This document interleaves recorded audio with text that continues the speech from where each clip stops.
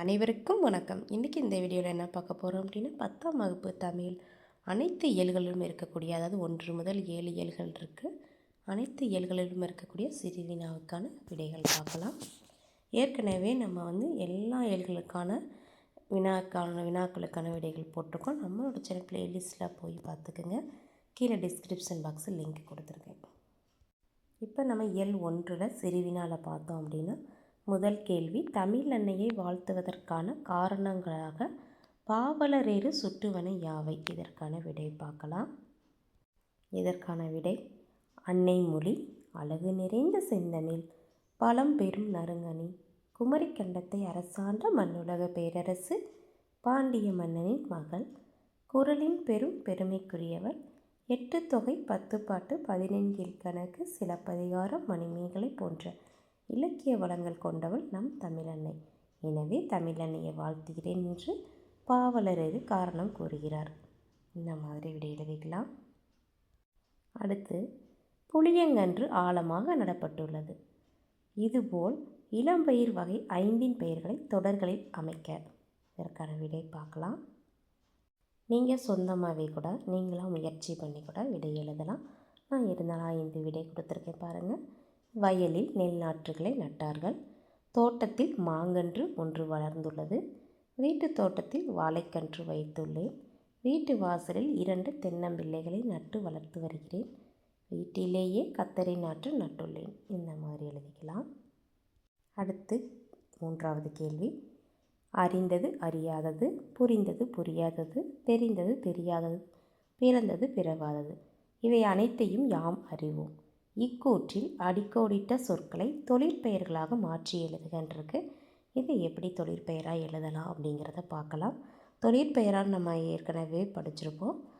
அதோட விகுதிகள் பார்த்தோம் அப்படின்னா, ஒரு சொல்லோட வினை சொல்லோட விகுதிகள் தல் அல் இந்த மாதிரி முடிஞ்சிருக்கணும். இதை எப்படி எழுதுறதுன்னு பார்க்கலாம். அதாவது அறிந்தது அப்படின்னா நம்ம விகுதியை தல் சேர்த்து அறிதல், வினைச்சொல்லோட தல் அப்படிங்கிற விகுதி சேர்த்து எழுதலாம். அடுத்து புரிந்ததுன்னா புரிதல், தெரிந்ததுன்னா தெரிதல், பிறந்ததுன்னா பிறத்தல். அடுத்து இது எதிர்மறை தொழிற்பெயராக இருக்கும். அதாவது அறியாதது அப்படிங்கிறது அறியாமை, புரியாததுன்னா புரியாமை, தெரியாததுன்னா தெரியாமை, பிறவாததுன்னா பிறவாமை. இந்த மாதிரி எழுதணும். அடுத்து இயல் 2 சிறுவினா பாருங்கள். உயிராக நான், பல பெயர்களில் நான், 4 திசையிலும் நான், இலக்கியத்தில் நான், முன்னீர் நாவாய் ஓட்டியாக நான் முதலிய தலைப்புகளில் காற்று தன்னை பற்றி பேசுகிறது. இவ்வாறு நீர் தன்னை பற்றி பேசினால் உங்களுடைய கற்பனையில் தலைப்புகளை எழுதுகின்றிருக்கு. இதற்கான விடையை பார்க்கலாம். இதில் நீங்களாக கூட இந்த மாதிரி தலைப்புகளில் பேசினா, அந்த இதில் பேசினா எப்படி தலைப்புகள் எழுதலாம் அப்படிங்கிறத பாருங்கள். நீங்களாக கூட எழுதலாம். அதாவது நீராகிய நான், நான் இன்றி அமையாது உலகு, நான் இன்றி பயிர்கள் வாடும், நான் இன்றி இல்லை எனது தன்மை, மண்ணுக்கு மழைநீர் எனது சுவை, காப்பியங்களில் நான், நானின்றி நிலம் இல்லை, மழைநீர் உயிர்நீர் எத்திசையும் நான், நானின்றி உணவில்லை, மழைநீராக நான், கவிதைகளில் நான், தாகத்திற்கு நான், உலகில் 3 1 பகுதி நான். இந்த மாதிரி நம்ம தலைப்புகள் இடலாம். அடுத்து, உயிர்கள் உருவாகி வளர ஏற்ற சூழல் பூமியில் எவை எவை என பரிபாடல் வழி அறிந்தவற்றை குறிப்பிடுக. இதற்கான விடை பார்க்கலாம். இதற்கான விடை உயிர்கள் உருவாகி வளர ஏற்ற சூழல் பூமியில் உள்ள 5 பூதங்களாகும். அது என்னென்னா அகண்ட வானம், காற்று, நெருப்பு பந்து. நெருப்பு பந்து, மழை நீர், பூமி, இந்த 5 பூதங்களையும் நம்ம விடையாக எழுதிக்கலாம். அடுத்த கேள்வி, வகுப்பறையில் ஆசிரியர் மாணவர்களிடம் சுற்றுச்சூழல் பற்றிய பாடலை பாடி காட்டினார். இதை மாணவர்கள் கவனமாக கேட்டு பாடினர். மாணவர்கள் கேட்ட பாடலில் இருந்து ஆசிரியர் சிறு வினாக்களை கேட்டார். இப்பாடல் குறித்த உங்கள் கருத்துக்களை எழுதி வாருங்கள். நன்றாக எழுதுபவருக்கு பரிசு உள்ளது என்றும் ஆசிரியர் கூறினார். வண்ணமிட்ட சொற்களுக்கான தொகாநிலை தொடர்களை கண்டறிக. இங்கே வண்ணமிட்ட சொற்கள் என்னது? பாடி காட்டினார், கேட்டு பாடினர், கேட்ட பாடலில் சிறு வினாக்களை கேட்டார், எழுதுபவருக்கு பரிசு. இந்த சொற்களோட தொகாநிலை தொடர்களை நம்ம எழுதணும். எப்படி எழுதுறதுன்னு பார்க்கலாம். அதாவது இங்கே இருக்குது பாருங்கள், பாடி காட்டினார். இது என்ன தொடர்னா வினையெச்ச தொடர். கேட்டு பாடினர், இது வினையெச்ச தொடர் தான். அடுத்து கேட்ட பாடலில் பெயரெச்ச தொடர். சிறு வினாக்களை கேட்டார் வேற்றுமை தொகாநிலை தொடர். எழுதுபவருக்கு பரிசு வேற்றுமை தொகாநிலை தொடர். அடுத்து இயல் 3 இன்மையிலும் விருந்தோம்பல் குறித்து புறநானூற்று பாடல் தரும் செய்தியை எழுதுக. இதற்கான விடை பார்க்கலாம். இதற்கான விடை இங்கே பாருங்கள். வறிய நிலையிலும் எவ்வழியிலேனும் முயன்று விருந்தளித்து மகிழ்ந்தனர் நம் முன்னோர்.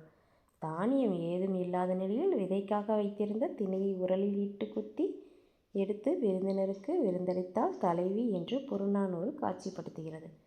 முந்தின நாள் வந்த விருந்தினரை பேணுவதற்கு பொருள் தேவைப்பட்டால் இரும்பினால் செய்து தன் பழைய வாளை பணியம் வைத்தான். மறுநாளும் விருந்தினர் வந்ததால் தன் கருங்கோட்டு சீறி யாழை பணியம் வைத்து விருந்தளித்தான் என்கிறது புறநானூறு. இதுதான் இன்மையிலும் விருந்தோம்பல் குறித்த நிலை. அடுத்த கேள்வி, வைத்தியநாதபுரி முருகன் குழந்தையாக அணிந்திருக்கும் அணிகலன்களுடன் செங்கீரை ஆடிய நயத்தை விளக்குக. இதற்கான விடை பார்க்கலாம். இந்த மாதிரி எழுதிக்கலாம். இதில் ஆடுக செங்கீரை அழகிய திருவடிகளில் அணிந்த செம்பொன் சிலம்பு கிண்கணிகளோடு ஆடியது. இடையில் அணிந்த அரைஞான் மணியோடு ஆடியது. பொன்போல் ஒளிரும் தொந்தியும் சிறுவயிரும் சரிந்து ஆடியது.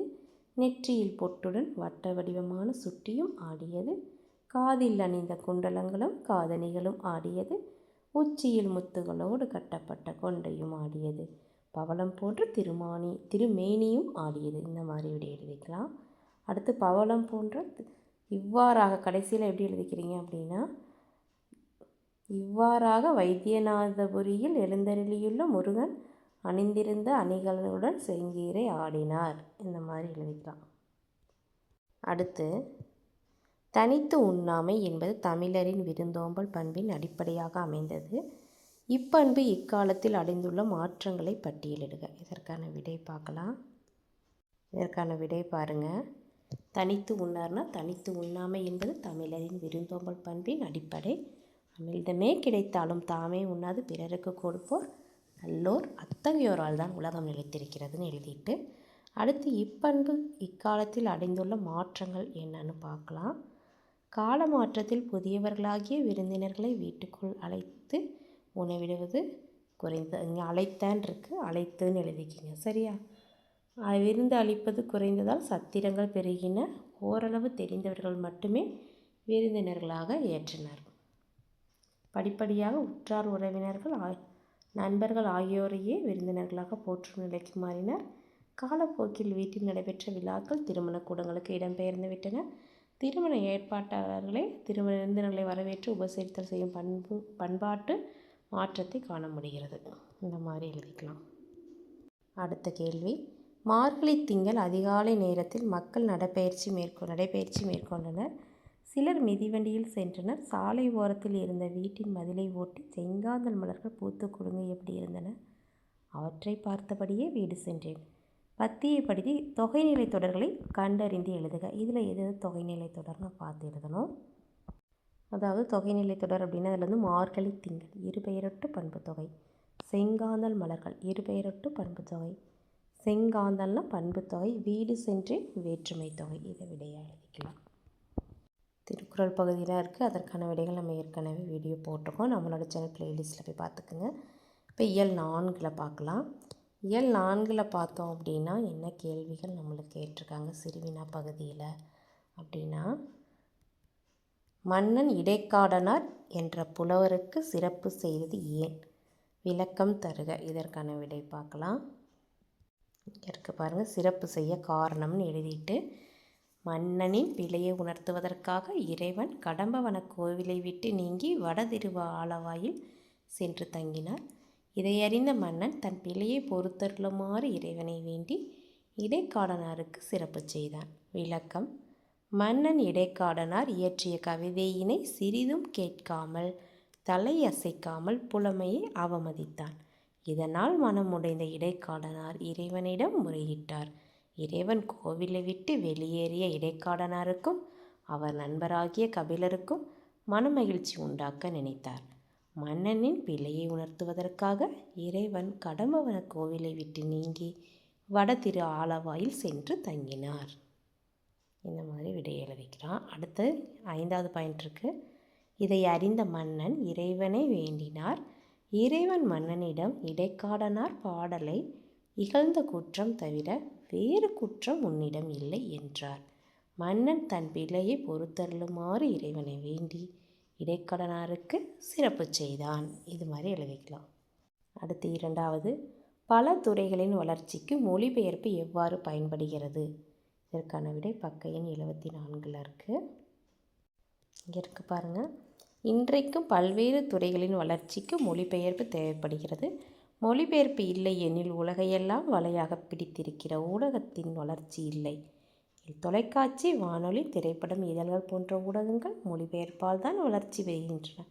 விளம்பர மொழிக்கு மொழிபெயர்ப்பு தேவைப்படுகிறது. திரைப்படங்கள், தொலைக்காட்சி தொடர்கள் ஆகியன வேற்று மொழி மாற்றம் செய்யப்பட்டு அனைத்து மொழி பேசும் மக்களையும் அடைகின்றன. இதனால் புது வகையான சிந்தனைகள், மொழிக்கூறுகள் பரவுகின்றன. இது 2வது கேள்விக்கான விடை. அடுத்து, பல ஐக்கிய நாடுகள் அவையில் மொழிபெயர்ப்பு. இதில் பார்த்தோம் அப்படின்னா இங்கே ஒரு பேராகிராஃப் கொடுத்துருக்காங்களா, இதை நல்லா வாசித்து பார்த்துங்க. இதிலேருந்து 5 கேள்விகள் எழுதணும். 5 வினாக்களை உருவாக்க சொல்லியிருக்காங்க. நீங்களாகவே வினாக்களாக உருவாக்கலாம். இருந்தாலும் நான் ஒரு விடை கொடுத்துருக்கேன் பாருங்கள். இந்த மாதிரி வினாக்களை உருவாக்கலாம். அதாவது மொழிபெயர்ப்பு என்றால் என்ன? ஐநா அவையில் மொழிபெயர்ப்பாளர் எங்கே இருப்பார்? ஒருவர் பேசுவதை கேட்க மொழிபெயர்ப்பாளர் பயன்படுத்தும் கருவியாது? ஐநா சபையில் எத்தகைய வசதி உள்ளது? இன்டர்பிரெட்டிங் என்பதன் பொருள் யாது? இந்த மாதிரி நம்ம வினாக்கள் எழுதலாம். அடுத்து நம்மளுக்கு இங்கே திருப்பி ஒரு பத்தி கொடுத்துருக்காங்க. இதை நல்லா வாசிச்சுட்டு இதில் இருக்க வலுவமைதிகளை பட்டியலிட சொல்லியிருக்காங்க. இதில் என்னென்ன வலுவமைதிகள் இருக்குது அப்படிங்கிறத நம்ம பார்க்கணும். முதல்ல அதை எடுத்து எழுதணும். எப்படி எழுதுறதுன்னு பார்க்கலாமா? அதாவது முதல்ல தொடர் எழுதிக்கலாம், என்னென்ன வலுவமைதின்னு. அடுத்து அதோட என்ன வலுவமைதியில் அமைந்திருக்கிறது நம்ம எழுதணும். வாழைத்தோப்பு அப்படிங்கிறது மரபு வலுவமைதி. குட்டியுடன் நின்றிருந்த மாடும் மரபு வலுவமைதி. லட்சுமி கூப்பிடுகிறாள் திணை வலுவமைதி. இதோ சென்று விட்டேன் கால வலுவமைதி. நீயும் எவனும் விளையாடுங்கள் திணை வலுவமைதி. அவிழ்த்து விடப்பட்ட லட்சுமி தொட்டியிலிருந்து நீரை குடித்தாள். இது திணை வலுவமைதி. இந்த மாதிரி நம்ம எழுதிக்கலாம். அடுத்து பாருங்கள், ஏதேனும் 2 வலுவமைதிகளை எடுத்துக்காட்டுடன் விளக்குகன்னு இருக்குது. இதற்கான விடை பக்க எண் 85 இருக்குது. பார்க்கலாம். பக்க எண் 85 வலுவமைதியில் நம்மளுக்கு பார்த்தோம் அப்படின்னா திணை வலுவமைதி, பால் வலுவமைதி, இட வலுவமைதி, கால வலுவமைதி, மரபு வலுவமைதின்னு 5 கொடுத்துருக்காங்க. இதில் ஏதாவது 2 நீங்கள் எழுதிக்கலாம். நான் முதல் 2 விடையாக கொடுத்துருக்கேன், பார்த்துக்குங்க. 5வது கேள்விக்கான விடை நீங்கள் இந்த 5ல் ஏதாவது 2 எழுதிக்கலாம். அடுத்து இயல் 5ல் மருத நிலத்தில் இயற்கை கொழுவிற்றிருக்கும் காட்சியை கம்பரின் கலைநயத்துடன் எழுதுக. இதற்கான விடை பக்க எண் 100 இருக்குது. பார்க்கலாம். பக்க எண் 100 எடுத்துக்கலாம். 100 இங்கே கொடுத்துருக்காங்க பாருங்கள். குளிர்ந்த சோலைகளில் மயில்கள் அழகுற ஆடுகின்றன. விரிந்த தாமரை மலர்கள் ஏற்றிய விளக்குகள் போல் தோன்றுகின்றன. சூழும் மேகங்கள் மத்தள ஒளியாய் எழுகின்றன. மலரும் குவளை மலர்கள் கண்கள் விழித்து பார்ப்பது போல் காணப்படுகின்றன. நீர்நிலைகள் எழுப்பும் அலைகள் திரைச்சீலைகளாய் விரிகின்றன. மகர யாழின் தேனீசை போல் வண்டுகள் ரீங்காரம் பாடுகின்றன. இத்தகைய சிறப்புகளோடு மருத நிலம் திகழ்கிறது. இது முதல் கேள்விக்கான விடையை எழுதிக்கலாம். அடுத்து 2வது, கம்பராமாயண பாடலடிகளுக்கு ஏற்ற பொருளை எழுதுக. இங்கே 3 பாடல்கள் வரிகள் கொடுத்துருக்காங்க. இதற்குரிய பொருளை நம்ம எடுத்து எழுதணும். எப்படி எழுதுறதுன்னு பார்க்கலாம். அதாவது இந்த மாதிரி எழுதிக்கலாம். காற்றாடி போல எல்லா இடங்களிலும் தெரிகின்ற வில்லை பிடித்த காலனின் தூதர்கள் கையில். முதல் வரிக்கான விடை. 2வது வரிக்கு நீர் அலைகள் திரைச்சீலைகளாக விரிகின்றன. மகர யாழின் தேனீசை போல் வண்டுகள் ரீங்காரம் பாடுகின்றன. அடுத்து 3வதுக்கு யானைப்படையை கண்டு புறமுதுகு காட்டி விளங்கிடும் வில் வீரனா நான். இந்த மாதிரி எழுதிக்கிறோம்.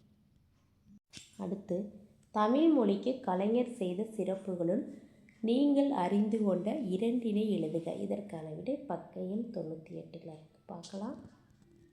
இங்கே இருக்குது பாருங்கள். மனோன்மணியம் சுந்தரனாரின் நீராறும் கடலுடுத்த என்னும் பாடலை அரசு விழாக்கள் அனைத்திலும் வாழ்த்து பாடலாக பாடுவதற்கு வழிவகுத்தார். கல்வித்துறையை பள்ளிக்கல்வி, உயர்கல்வி என இரண்டாக பிரித்ததோடு தமிழ் வளர்ச்சித்துறை என புதிதாக ஒரு துறையை உருவாக்கி அதற்கு தமிழறிஞர் ஒருவரையே அமைச்சராக்கி அழகு பார்த்தார். அடுத்து பார்த்தோம் அப்படின்னா 2010ஆம் ஆண்டு கோவையில் தமிழ்நாடு அரசின் சார்பில் கலைஞர் உலகத்தமிழ் செம்மொழி மாநாட்டை நடத்திய போது தமிழின் பெருமிதங்களை விளக்கி செம்மொழியான தமிழ் மொழியாம் என தொடங்கும் பாடலை இயற்றினார். நான் 3 கொடுத்துருக்க விடை நிறைய இருக்குது, அவரோட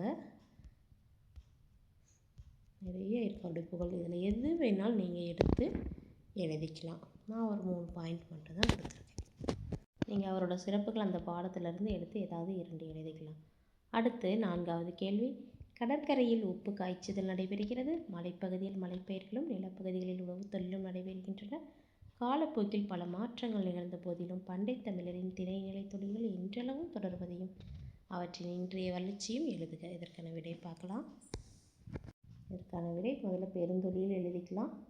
பெருந்தொழில் போட்டு பண்டைய தமிழரின் திணைநிலை தொழில்கள் இன்றளவும் தொடர்ந்தாலும் மக்களின் வாழ்வு நிலை உயர்த்த பாடில்லை. கடற்கரையில் உப்பு காய்ச்சுதல் பண்டைய கடற்கரையில் வாழும் மக்களின் தொழிலாக இருந்தது. ஆனால் இன்று அத்தொழில் நவீனமயமாக்கப்பட்டு உப்பளம் என மாறி உப்பினை பெருந்தொழில்கள் முதலீட்டு செய்து வருகின்றனர். காய்ச்சும் நிலை மாறி தண்ணீரை வயல்களில் சேர்த்து உப்பினை மலையென அள்ளி குவிக்கின்றனர். விளைநிலம் போட்டு மலைப்பயிர்களில் மலை நெல் திணை வகைகள் விளைந்தன. ஆனால் இன்று மலைப்பகுதிகளில் தேயிலை, காபி, ரப்பர், ஏலம் போன்ற விலையுயர்ந்த பொருட்கள் விளையும் இடமாக உள்ளது. மலைநெல் உற்பத்தி இன்று வழக்கத்தில் இல்லை. அடுத்து இயந்திரம். பகுதிகளில் அன்று நாட்டினை கலப்பையில் கட்டி நிலங்களை உழுது பயிர் செய்தோம். ஆனால் இன்று நவீன இயந்திரங்கள் மூலம் நிலங்களை உழுகிறோம், அறுவடை செய்கிறோம், களை பறிக்கிறோம். மண்ணே இல்லாத விவசாயம் நடைபெற்று வருகிறது. மனிதர்கள் கடின உழைப்பால் செய்த செயல்கள் யாவையுமே இயந்திரங்கள் வழியாக செய்கிறோம். இந்த மாதிரி விடை எழுதிக்கலாம். அடுத்து இயல் 6ல் பார்த்தோம் அப்படின்னா சிறுவினால சேர சோழ பாண்டிய நாட்டு வளங்களை 3900 வழி விளக்குகின்றிருக்கு. இதற்கான விடை பார்க்க எண் 130 இருக்குது, பார்க்கலாம். இங்கே இருக்குது பாருங்கள். பாடலின் பொருளே நம்மளை கொடுத்துருப்பாங்க. சேர நாடு போட்டுட்டு சீறு உள்ள நீர் மிக்க வயல்களில் அரக்கு நிறத்தில் செவ்வாம்பல்கள் மெல்ல விரிந்தன. அதை கண்ட நீர்ப்பறவைகள் தண்ணீரில் தீப்பிடித்து விட்டது என்று அஞ்சி விரைந்து தம் குஞ்சுகளை சிறகுகளுக்குள் ஒடுக்கி வைத்து கொண்டன. அடடா, பகைவர் அஞ்சும் வேலினை கொண்ட சேரனின் நாட்டில் இந்த அச்சம் இருக்கின்றதுன்னு எழுதிக்கலாம். அடுத்து சோழ நாடுன்னு தலைப்பு போட்டு நெல்லை அறுவடை செய்து காக்கும் உழவர்கள் நெற்போர் மீதேறி நின்று கொண்டு மற்ற உழவர்களை நாவலோ என்று கூவி அழைப்பர். இவ்வாறு அவர்கள் செய்வது வீரர்கள் போர்க்களத்தில் கொல்யானை மீது ஏறி நின்று கொண்டு மற்ற வீரர்களை நாவலோ என்று அழைப்பது போல் இருந்தது. யானைப்படைகளை உடைய சோழனது நாடு நெல் வளமும் வீரமும் மிக்கது. அடுத்து பாண்டிய நாடு. சங்குகள் மணலில் ஏணுகின்ற முட்டைகள் முத்துகள் போல் இருக்கின்றன. தரையில் உதிர்ந்து கிடக்கும் புன்னை மொட்டுகள் முத்துகள் போல் இருக்கின்றன. பந்தல் போட்டது போல் தோன்றும் பாக்கு மரத்தில் பாலையிலிருந்து சிந்தும் மணிகளும் முத்துகள் போல் இருக்கின்றன. முத்துகளால் ஆன வெண்கொற்ற குடையை உடைய பாண்டியனது நாடு இத்தகைய முத்துவளம் இருக்கிறது. இந்த மாதிரி எழுதிக்கலாம். உங்களுக்கு சுருக்கமாக பாயிண்டாக எழுதணும் அப்படின்னா இந்த மாதிரி சேர நடுன்னு போட்டு அழகாக பாயிண்டாக எழுதுனா உங்களுக்கு நிறைய மார்க் கிடைக்கும். இந்த மாதிரி கூட நீங்கள் எழுதிக்கலாம். சரியா? அடுத்த கேள்வி. தலையை கொடுத்தேனும் தலைநகர் காப்போம் இடம் சுட்டி பொருள் விளக்குக. இதற்கான விடை பார்க்கலாம். அதாவது இடம் பொருள் விளக்கம்னு எழுதிக்கலாம். இடம் சென்னை மாநகராட்சி சிறப்பு கோட்டத்தில் மாப்போசி கூறியது சிற்றடல் மொழியிலிருந்து. பொருள் உயிரை கொடுத்தேனும் சென்னை, அதாவது தலைநகர்னா சென்னையை காப்போம். விளக்கம் மொழிவாரி மாநில பகிர்வின் போது சென்னையை ஆந்திராவுடன் சேர்க்க முயற்சி நடந்தது. அப்போது சென்னை மாநகராட்சி சிறப்பு கூட்டத்தில் தலையை கொடுத்தேனும் தலைநகரை காப்போம் என்று மாப்போசி கூறினார். இந்த மாதிரி எழுதிக்கலாம். அடுத்து பாருங்கள். பின்வரும் பாடலை படித்து வினாக்களுக்கு விடை எழுதுக. இங்கே ஒரு பாடல் கொடுத்துருக்காங்க. இந்த பாடல் படித்து நம்ம விடை எழுதிக்கலாம். அதாவது இவ்வடிகள் இடம்பெற்ற நூல் எதுன்னு கேட்டிருக்காங்க. இதற்கான விடை பார்க்கலாம். இவ்வடிகள் இடம்பெற்ற நூல் சிலப்பதிகாரம். அடுத்த கேள்வி. பாடலில் அமைந்த மோனையை எடுக்கிறது. மோனைனா முதல் எழுத்து ஒன்றி வருவது மோனை. அதாவது அடியிலோ சீரிலோ ஒரு பாடலின் அடிகளிலோ சீர்களிலோ முதல் எழுத்து ஒன்றி வருவது தான் மோனை. அடிமோனை அப்படிங்கிறப்ப பகர்வல பட்டினும், சீர்மோனைனா பட்டினும் மயிரினும் பருத்தி நூலிலும், இது வந்து சீர்மோனையில் வரக்கூடியது. அடுத்து எதுகை சொற்களை அடிக்கோடிடுக. எதுகை சொற்களை என்ன சொல்லுவோம் அப்படின்னா, ஒரு பாடலில் அடிகளிலோ சீர்களிலோ இரண்டாம் எழுத்து ஒன்றி வருவது தான் எதுகை சொற்கள். அப்போ வந்து பட்டினும் கட்டு இதில் இரண்டாம் எழுத்து ஒன்றி வருது. அடுத்து காருகர் பொருள் தருகன்றிருக்கும். காருகர் அப்படின்னா நெய்பவர், அதாவது சாலியர். இப்பாடலில் குறிப்பிடப்படும் நறுமணப் பொருட்கள் யாவைனா ஆரமும், அதாவது சந்தனம் சொல்லுவோம், அகிலும். சரி, ஆரமும் அகிலும். இந்த மாதிரி விடை எழுதிக்கலாம். அடுத்து பின்வரும் பத்தியை படித்து மைய கருத்தை எழுதுக்கங்க. மறுவூர் பாக்கம் பற்றி நம்மளுக்கு ஒரு பத்தி கொடுத்துருக்காங்க. இதிலேருந்து நம்ம என்ன பண்ணணும் அப்படின்னா என்ன எழுதணும், மைய கருத்தை வந்து எழுத சொல்லியிருக்காங்க. இந்த பத்தியோட மைய கருத்து என்ன அப்படிங்கிறது இதை நல்லா வாசித்து பாருங்கள். வாசித்து பார்த்துட்டு மைய கருத்து எழுதணும். எப்படி எழுதுறதுன்னு பார்க்கலாம். இங்கே பாருங்கள், மையக்கருத்து வந்து நகரின் உட்பகுதியான மறுவூர்ப்பாக்கம் தொழில்கள் மிக்க பகுதியாகும். அங்கே தெருக்கள் தனித்தனியே இன்னென்ன தொழிலுக்கு என வகைப்படுத்தியிருந்தன. நறுமணப் பொருட்கள், நூல், பட்டு, பொன், வெள்ளி போன்ற பல்வேறு பொருட்களை விற்போர் என பலரும் அவர்களின் தொழிலுக்கு ஏற்ப தனித்தனி வீதியில் வாழ்ந்து வந்தனர். இந்த மாதிரி எழுதிக்கலாம். அடுத்து பார்த்தோம் அப்படின்னா இயல் 7 சிறுவினா பகுதியில் சங்க இலக்கியங்கள் காட்டும் அறங்கள் இன்றைக்கும் தேவையானவையே என்பதற்கு சில எடுத்துக்காட்டுகள் தருக. இதற்கான விடை பார்க்கலாமா? இந்த மாதிரி விடை எழுதிக்கலாம். அறத்தில் வணிக நோக்கம் கொள்ளாமைன்னு போட்டுட்டு, இப்பிறப்பில் அறம் செய்தால் அதன் பயனை மறுபிறப்பில் பெறலாம் என்ற வணிக நோக்கம் கூடாது. நோக்கமின்றி அறம் செய்வது மேன்மை தரும். இன்றைய சூழலில் நாமும் எதையும் எதிர்பார்க்காமல் பிறருக்கு உதவி செய்தல் வேண்டும். அடுத்து அரசியலில் அறம். நீர்நிலை பெருக்கி நிலவளம் கண்டு உணவு பெருக்கம் காண்பதும் அதனை அனைவருக்கும் கிடைக்கச் செய்வதும் அரசின் கடமையாக சொல்லப்பட்டது. இன்று ஆட்சி செய்யும் அரசு அனைவருக்கும் அனைத்தும் கிடைக்க வழிவகை செய்தல். அடுத்து போர் அறம். தமிழர் போரிலும் அறநெறிகளை பின்பற்றினர். இன்று நாடுகளுக்கிடையே நடைபெறும் போரில் அறம் பின்பற்றப்படுவதில்லை. தன் கொள்கைக்காக மனித உயிர்கள் கொல்லப்படுகின்றன. இவை தவிர்க்கப்பட வேண்டும். அடுத்து கொடை அறம். வீரத்தைப் போலவே கொடையும் தமிழர்களால் விரும்பப்பட்டது. இன்று உறவினர்களுக்கு கூட கொடுக்கும் தன்மை குறைந்துவிட்டது. தம்மால் இயன்றவரை மற்றவர்களுக்கு கொடுக்கும் குணத்தை வளர்த்து கொள்வது. இந்த மாதிரி எழுதிக்கிறோம். அதாவது குணத்தை வளர்த்து கொள்வது அவசியம். தம்மால் இயன்றவரை மற்றவர்களுக்கு கொடுக்கும் குணத்தை வளர்த்து கொள்வது அவசியம்னு எழுதிக்கிங்க. சரியா? அடுத்த கேள்வி, வாய்மை பற்றி சங்க இலக்கியங்கள் குறிப்பிடும் கருத்துக்களை எழுதுக. இதற்கான விடை பக்க எண் 147 இருக்குது. பார்க்கலாம். இங்கே இருக்குது பாருங்கள், வாய்மை அப்படின்னு தலைப்பு இருக்கும். வாய்மையை சிறந்த அறமாக சங்க இலக்கியங்கள் பேசுகின்றன. வாய்மை பேசும் நாவே உண்மையான நா என்ற கருத்தை பொய்யா சென்னா பொய்ப்படுபறியா வயங்கு சென்னா என்று இலக்கியங்கள் கூறுகின்றன. அடுத்து, நாக்கு ஓர் அதிசய திறவுகோல் என்பார்கள். இன்பத்தின் கதவை திறப்பதும் அதுதான், துன்பத்தின் கதவை திறப்பதும் அதுதான். இரண்டாவது கேள்விக்கான விடையை எழுதிக்கலாம். அடுத்து பாருங்கள், எவையெல்லாம் அறியேன் என்று கருணையன் கூறுகிறார்.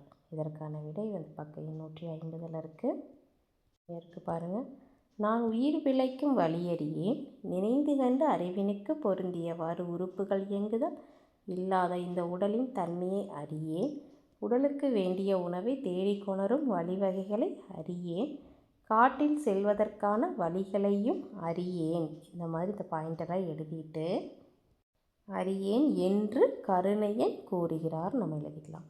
அடுத்து, ஆசிரியப்பாவின் பொது இலக்கணத்தை எழுதுக. இதற்கான விடை பக்க எண் 156 இருக்குது. பார்க்கலாம். இங்கே பாருங்கள், ஆசிரியப்பாவின் பொது இலக்கணம். ஆசிரியப்பான் இருக்கு. ஆசிரியப்பானா அகவற்பா. அப்போ அகவல் ஓசை பெற்று வரும். ஈரசை சீர் மிகுதியாகவும் காய்ச்சீர் குறைவாகவும் பயின்று வரும். ஆசிரிய தலை மிகுதியாகவும் வெண்டலை கழித்தலை ஆகியவை விரவியும் வரும். 3 அடி முதல் எழுதுபவர் மனநிலைக்கு ஏற்ப அமையும். 3 அடி முதல் எழுதுபவர் மனநிலைக்கு ஏற்ப அமையும். ஏகாரத்தில் முடித்தல் சிறப்பு. இது 4வது கேள்விக்கான விடை. அடுத்து, சுற்றுச்சூழலை பேணுவதை இன்றைய அறம் என்ற தலைப்பில் பெற்றோர் ஆசிரியர் கூட்டத்தில் பேசுவதற்கான உரை குறிப்பை ஒன்று உருவாக்க சொல்லியிருக்காங்க. இதில் குறிப்பு நம்மளுக்கு கொடுத்துட்டாங்க. அதாவது சுற்றுச்சூழல் மாசுபாட்டை தடுக்க சட்டங்கள் இயற்றப்பட்டிருந்தாலும் ஒவ்வொருவரின் உள்ளத்திலும் செயலிலும் ஏற்படும் மாற்றமே சுற்றுச்சூழலை பாதுகாக்கும். இதற்கான விடையை பார்க்கலாம். பாருங்கள், இதற்கான விடை சுற்றுச்சூழலை பேணுவதை இன்றைய அறம் உரை குறிப்புன்னு போட்டுட்டு இயற்கையின் இயல்பு நிலை திரிதல், உலகின் இயல்பு நிலை சிதைக்கப்படுதல், ஐம்பூதங்களின் தோற்றம், மக்கள் தொகை பெருக்கத்தால் காடுகள் அழிக்கப்படுவதை தடுத்தல், இயற்கை வழங்கிய கொடைகளான காடும் மழையும் ஆறும் நீரும் பாதுகாக்கப்படுதல், தொழிற்சாலைகளின் பெருக்கத்தால் காற்று மாசுபடாமல் இருக்க வழிவகை செய்தல், நெகிழி பொருட்களை பயன்படுத்தாமை மற்றும் தொழிற்சாலையில் வெளியேறும் கழிவு நீரை ஆற்றிலும் குளத்திலும் கலக்காமல் இருத்தல், கழிவு நீரை மறுசுழற்சி செய்து தொழிற்சாலைகளில் தேவைக்கு மீண்டும் பயன்படுத்துதல், மண்ணின் தூய்மை கெடாமல் இருக்க இயற்கை உரங்களை பயன்படுத்துதல், வாகனத்தினால் ஏற்படும் ஓசைகளை கட்டுப்படுத்துதல், ஏவுகணைகள் செயற்கைக்கோள்களை விண்ணில் ஏவுவதால் ஓசோன் படலம் அழியாமல் இருக்க வழிவகை செய்தல், சுற்றுச்சூழல் மாசுபாடு தடுக்க சட்டங்கள் இயற்றப்பட்டிருந்தாலும் ஒவ்வொருவரின் உள்ளத்திலும் ஏற்படும் மாற்றமே சுற்றுச்சூழலை பாதுகாக்கும் நினைவிக்கலாம். இந்த வீடியோ உங்களுக்கு பயனுள்ளதாக இருந்துச்சுன்னா நம்ம சேனலை சப்ஸ்கிரைப் பண்ணுங்கள், லைக் பண்ணுங்கள், ஷேர் பண்ணுங்கள். Thank you to all.